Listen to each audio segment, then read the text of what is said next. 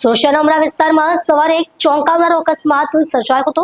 SVIT college નજીક પત્રકાર ધનરાજ બાગલે તેમના એક્ટિવા પર જઈ રહ્યા હતા ત્યારે બેફામ કિયા કાર ચાલકે તેમને જોરદાર અડફેટમાં લીધા હતા। આ ઘટના સવારે 9 વાગ્યાની આસપાસ બની હતી। પોલીસે ગણતરા કલાકોમાં જ અકસ્માત સર્જનારને દબોચી લીધો હતો। અકસ્માત એટલો ભયાનક હતો કે પત્રકારના ડાબા પગમાં ગંભીર ફ્રેક્ચર થયું છે। તેઓને તાત્કાલિક સારવાર અર્થે નજીકની હોસ્પિટલમાં ખસેડવામાં આવ્યા હતા, જ્યાં તેમની હાલ સારવાર ચાલી રહી છે। પ્રાથમિક તપાસમાં કાર ચાલકે વેગ અને બેફામ ડ્રાઇવિંગ કર્યાનું સામે આવ્યું છે। ઘટનાની ગંભીરતાને ધ્યાને લઈ ઉમરા પોલીસે ઝડપથી કામગીરી શરૂ કરી।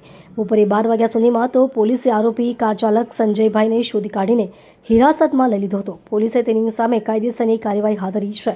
આ બનાવે સુરતના ટ્રાફિક વ્યવસ્થાપન અને વેગ મર્યાદાના પાલન અંગે ફરી એકવાર સવાલ ઉઠાવ્યા છે। પોલીસે કેકોને સાવધાની સાથે વાહન ચલાવવા અને ટ્રાફિક નિયમોનું પાલન કરવા માટે અપીલ કરી છે।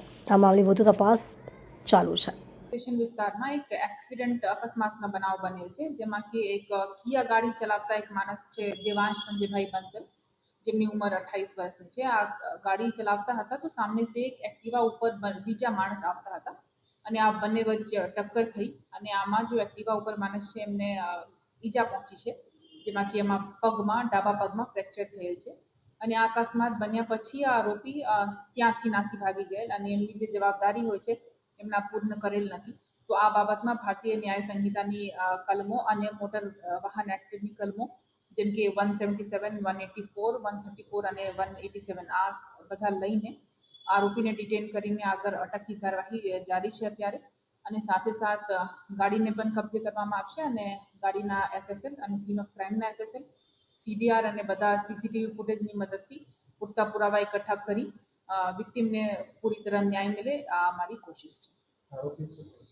આરોપી ના કાપડના ખાતા છે જે સચિન મુજવાલા એરિયામાં છે। કેટલી રફતારથી આરોપી આવી રહ્યો હતો ગાડીને? આ જાંચ FSL થયા પછી ચોક્કસ પતા લાગશે, તો તમને લોકોને અમને જાણ કરીશ।